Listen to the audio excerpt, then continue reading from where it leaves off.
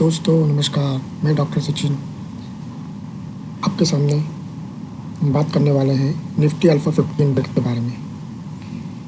ये index series का मेरा पहला वीडियो है इसमें हम इस इंडेक्स के से रिलेटेड कौन सा ETF मार्केट में ट्रेड करता है उसके बारे में जानेंगे। अब जैसे अल्फ़ा का नाम आता है तो सबको लगता है कि अल्फ़ा जनरेट होगा। अल्फ़ा क्या होता है? अल्फ़ा एक मेजरमेंट रेशो होता है। अल्फ़ा एक रेशो है जो एडजस्टमेंट रिस्क के सापेक्ष आपके रिटर्न को बताता है। यह एक फार्मूले पर आधारित है जिस पर NSE ने एक इंडेक्स बनाया जिसे हम निफ्टी अल्फ़ा 50 कहते हैं। इस पर अभी एकमात्र ETF है कोटेक का अल्फ़ा ETF, जिसके बारे में हम आगे बात करेंगे। हम इस इंडेक्स के रिस्क और रिटर्न के बारे में भी डिस्कस करेंगे और यह भी देखेंगे कि यह इंडेक्स निफ्टी 50 की तुलना में किस प्रकार से अलग है। ये थोड़ा डाइवर्सिफाई भी है और इसमें आने वाले स्टॉक्स को निफ्टी के टॉप 300 कंपनियों में से चुना जाता है। इसके स्टॉक चुनने के लिए निफ्टी की top 300 free float market cap वाली कंपनी का अल्फ़ा कैलकुलेट किया जाता है और अल्फ़ा का फार्मूला समझने के लिए हमें पहले बीटा को समझना पड़ेगा, जो इसकी स्लाइड में आगे दिखाया गया है।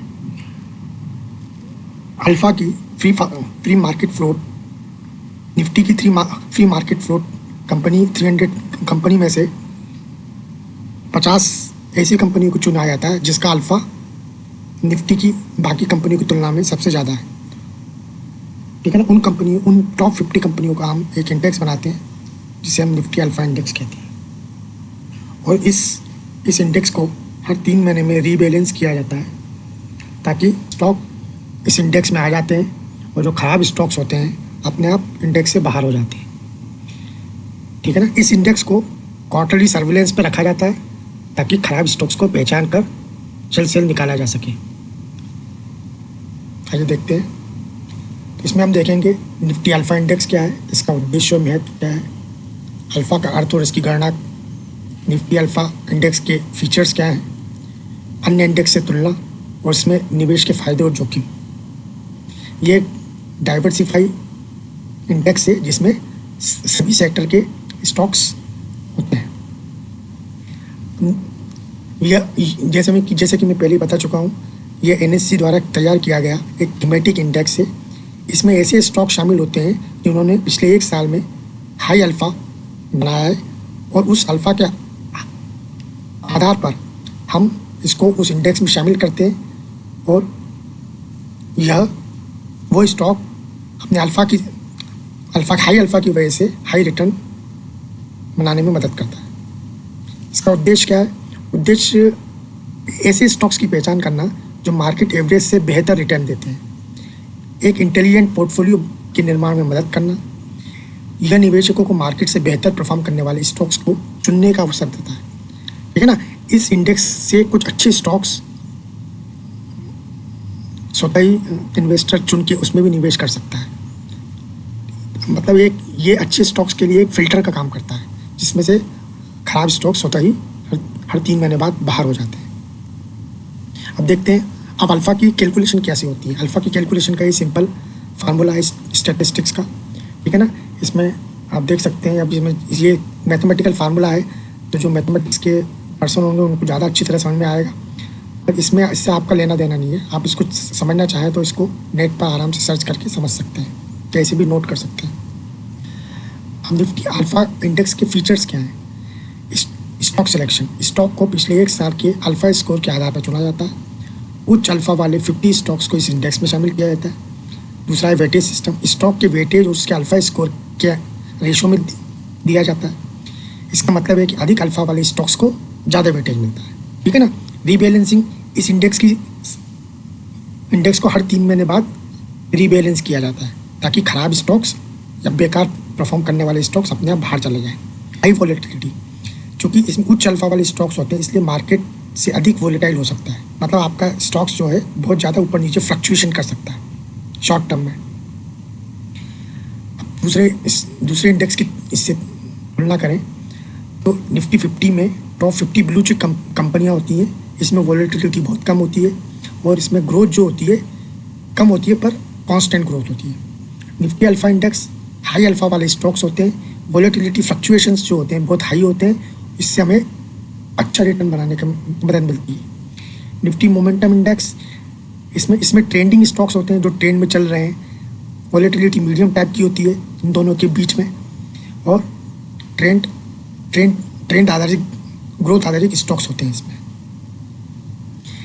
अब इसमें क्या प्रॉफिट है क्या रिस्क है, इस इंडेक्स में हाई परफॉर्मिंग स्टॉक्स मिलते हैं हमें, ठीक है ना, हाई फंडामेंटल वाले अच्छे फंडामेंटल वाले स्टॉक आ जाते हैं और मार्केट से अच्छा परफॉर्म करते हैं। रिस्क क्या है, बियर मार्केट में हाई वॉलेटिलिटी होती है, बार बार रीबैलेंसिंग से थोड़ा सा ट्रांजेक्शन कॉस्ट बढ़ जाता है।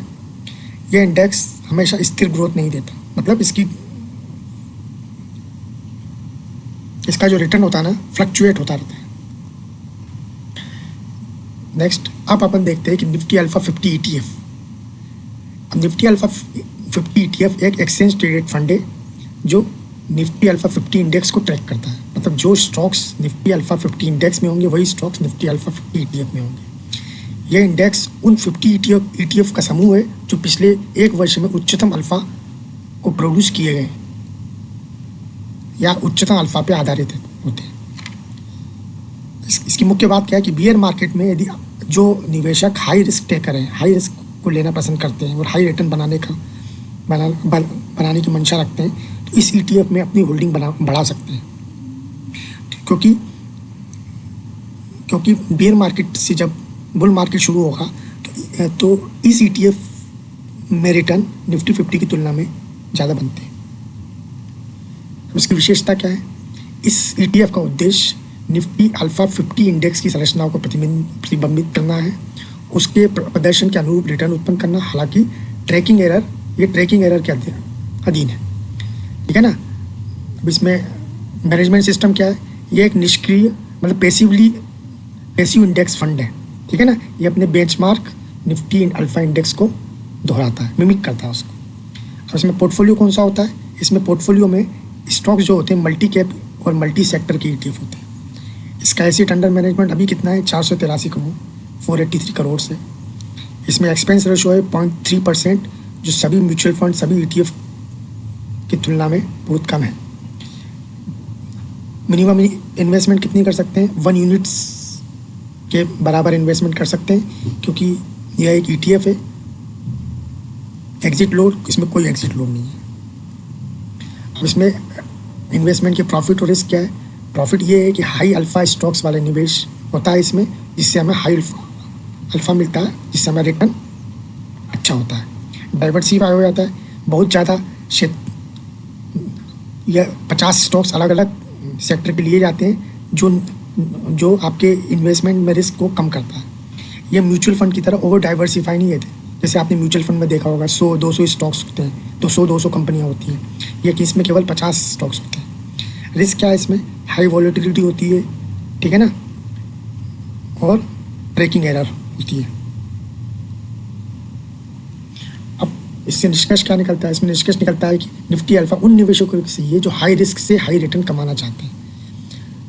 मार्केट की तुलना में बड़े अपसाइड पोटेंशियल वाला यह इंडेक्स ट्रांसफर फॉलोअर निवेशकों के लिए आकर्षित होता है। जोखिम की तुलना में ध्यान में रखते हुए इसे पोर्टफोलियो में संतुलित अवस्था में ही लेना चाहिए। तो यह मेरा एक निफ्टी अल्फा 50 इंडेक्स और ETF पर आधारित एक छोटा सा वीडियो था। यदि आपको वीडियो पसंद आया लाइक करें, शेयर करें और सब्सक्राइब करें। इसके आगे के वीडियो में मैं निफ्टी अल्फा में इन्वेस्टमेंट की 3-4 स्ट्रेटेजी पे डिस्कस करूँगा। तो आज यही ख़त्म करते हैं, धन्यवाद।